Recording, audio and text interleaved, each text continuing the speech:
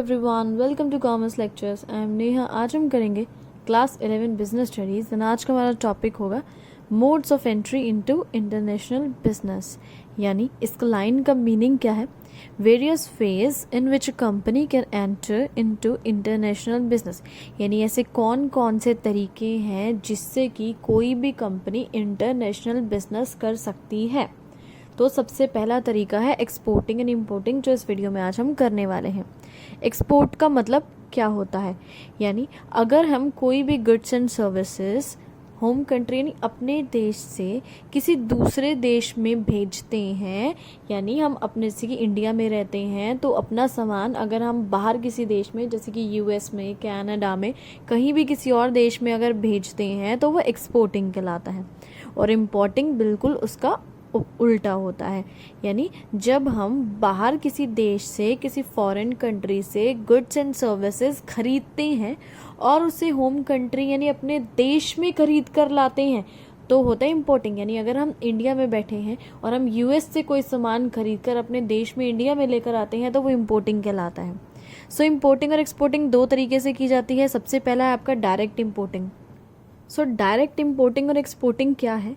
Where a firm itself approaches overseas buyers या sellers and complete all the formalities itself। यानी जब कोई भी कंपनी क्या करती है, खुद ओवरसीज यानी बाहर किसी देश के बायर या सेलर के पास खुद जाती है और बोलती है हम हमसे ये प्रोडक्ट जो है ख़रीद लो, या हम तुमसे ये प्रोडक्ट ख़रीदना चाहते हैं, और सारी फॉर्मेलिटीज़ यानी एक्सपोर्ट इम्पोर्ट का जो भी प्रोसीजर होता है वो खुद से करती है, तो बोलते हैं डायरेक्ट इम्पोर्टिंग या एक्सपोर्टिंग। मतलब क्या होगा, कंपनी डायरेक्टली खुद से हर एक चीज़ में इन्वॉल्व होगी। लेकिन इनडायरेक्ट एक्सपोर्टिंग और इम्पोर्टिंग में क्या होता है, फर्म जो है या कंपनी जो है डायरेक्टली खुद डील नहीं करती है कस्टमर्स के साथ। यानी चाहे जिसको सामान बेच रहे हैं या जिससे भी सामान खरीद रहे हैं, डायरेक्टली डील नहीं करेगी खुद पर्सनली जाके, बल्कि कुछ मिडल मैन को या एजेंट्स को जो है बीच में हायर करेगी और वो लोग कंपनी के बदले सारे ऑपरेशंस या सारे एक्टिविटीज़ जो है परफॉर्म करेंगे।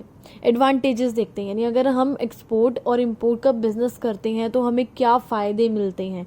देखो, सबसे पहला फ़ायदा है बहुत ईजीएस्ट वे है, यानी बहुत आसान तरीका है इंटरनेशनल बिजनेस करने का। लेस कॉम्प्लेक्स, यानी इसको करना काफ़ी इजी है, बहुत कॉम्प्लेक्स प्रोसीजर नहीं है जैसे कि जॉइंट वेंचर्स वगैरह में होता है, इसमें बहुत कॉम्प्लेक्स होता है, बहुत डिफ़िकल्ट होते हैं ये करने। लेकिन एक्सपोर्ट और इंपोर्ट का बिजनेस कर रहे हैं तो इतना कोई डिफ़िकल्टी आपको नहीं है। बहुत कम टाइम और पैसा लगता है इसमें आपका, यानी ज़्यादा समय नहीं लेगा बिजनेस आपका, और ज़्यादा पैसा भी इन्वेस्ट नहीं करना पड़ेगा आपको। जैसे कि जॉइंट वेंचर्स में या मैन्युफैक्चरिंग प्लांट अगर आप लगा रहे हैं तो बड़ी बड़ी मशीन्स आपको जो है लगानी पड़ेगी, इतना पैसा आपका वेस्ट हो जाएगा। ऐसा कुछ इसमें नहीं होता है। ना ही इसमें do not require much investment, आपको ज़्यादा पैसा खर्च करने की ज़रूरत नहीं है किसी भी फॉरेन कंट्री में। यानी अगर आप इंडिया में बैठ के बिजनेस कर रहे हैं तो आपको बाहर किसी देश में जो है बहुत सारा पैसा खर्च करने की ज़रूरत नहीं है। ठीक है, थोड़े बहुत पैसे से काम चल जाता है। तो फॉरेन इन्वेस्टमेंट को लेकर जो रिस्क है उसमें नील है, न के बराबर है। लिमिटेशंस देखते हैं, इसके डिसएडवांटेजेस देखते हैं क्या होते हैं।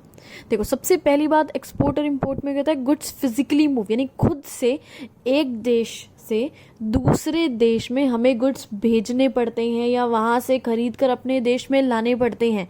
ठीक है, सो क्या होगा, हमें एडिशनल पैकेजिंग करनी पड़ेगी। भाई ऐसा तो है नहीं कि आप कोई भी प्रोडक्ट जो है एक सिंपल से पेपर में पैक करके दे दोगे। इतनी दूर जाना है, 10 बारी उठका पटकी होगी उसकी, क्या पता प्रोडक्ट टूट जाए, तो पैकेजिंग बहुत अच्छे से करनी पड़ेगी। इंश्योरेंस भी लेनी पड़ेगी उन प्रोडक्ट की, क्योंकि बहुत दूर जाने हैं आपके प्रोडक्ट, सो इंश्योरेंस लेनी बहुत ज़रूरी है। ट्रांसपोर्टेशन कॉस्ट ज़्यादा लगेगी। ऐसा थोड़ा नहीं है कि आपने गाय बैल के ऊपर बांधे प्रोडक्ट्स और पहुँच गए यूएसए में, है ना, प्लेन से भेजने पड़ेंगे आपको, तो कितना ट्रांसपोर्टेशन कॉस्ट लग जाएगा, इतना खर्चा आ जाएगा। सो इन सब चीज़ों से क्या होता है, हमारे प्रोडक्ट की कॉस्ट बहुत ज़्यादा बढ़ जाती है और ये लेस कॉम्पिटिटिव हो जाता है। क्यों कॉम्पिटिटिव कम हो जाता है? क्योंकि भाई महंगा बहुत ज़्यादा हो जाता है, और महंगे ज़्यादा प्रोडक्ट को खरीद के कौन खुश होता है? कोई नहीं खुश होता, आप भी खुश नहीं होते होंगे, है ना। It is not a good option when there is import restrictions in foreign country. यानी अगर आप किसी फॉरेन कंट्री के साथ इंटरनेशनल बिजनेस कर रहे हैं और उस देश में इम्पोर्ट को लेके कुछ रिस्ट्रिक्शंस है, पाबंदियां हैं कि भाई ये प्रोडक्ट आ सकता है हमारे देश में या नहीं आ सकता है, ऐसे कोई भी पाबंदी है तो आपको मुश्किल होगी भाई बिजनेस करने में। ये नेक्स्ट पॉइंट है, अगर आपको ये बिज़नेस करना है तो इसके लिए कुछ लाइसेंस वगैरह लेने पड़ेंगे, कुछ डॉक्यूमेंट्स वगैरह फिल करने पड़ेंगे, बहुत सारा पेपर वर्क होता है अगर आप इंटरनेशनल बिज़नेस करना चाहते हैं। और ये बहुत मुश्किल और कॉम्प्लेक्स टास्क है, आसानी से नहीं हो जाता कि मन में आया चलो एक्सपोर्ट या इम्पोर्ट का बिज़नेस स्टार्ट करते हैं और तुरंत स्टार्ट कर दिया, ऐसे नहीं है। कोई नाई की दुकान थोड़ा ना खोलनी है, ब्यूटी पार्लर थोड़ा ना खोलना है जो तुरंत हो जाएगा। नेक्स्ट देखते हैं, देखो एक्सपोर्ट फर्म्स यानी जो फर्म्स किसी दूसरे देश में सामान बेच रही हैं उसका फॉरेन मार्केट से कोई लेना देना नहीं है, ना ही उनको नॉलेज है। इंडिया में सपोज हम किसी फॉरेन कंट्री का सामान खरीद रहे हैं, लेकिन उनको पर्सनली थोड़ा ना पता है कि हम क्या सोच रहे हैं, हमारे मन में क्या है उनके प्रोडक्ट के लेके, कुछ नॉलेज नहीं है। ठीक है, जो लोकल फर्म्स होती हैं जो कस्टमर्स के बिल्कुल पास में रह के प्रोडक्शन करते हैं और पास में ही रह के अपना प्रोडक्ट सेल करते हैं, वो ज़्यादा अच्छे से समझते हैं कस्टमर्स को, बहुत अच्छे से अंडरस्टैंड करते हैं, उनको बहुत अच्छे से सर्व करते हैं किनके कंपैरिजन में, जो फर्म्स एक्सपोर्ट का बिजनेस करती है। अब जैसे कि अब चाइना वालों को, जापान वालों को क्या पता भाई हमें किस टाइप का प्रोडक्ट चाहिए या किस टाइप के कपड़े पहनना हम पसंद करते हैं, उनको डिटेल में तो नहीं पता ना हम क्या चाहते हैं।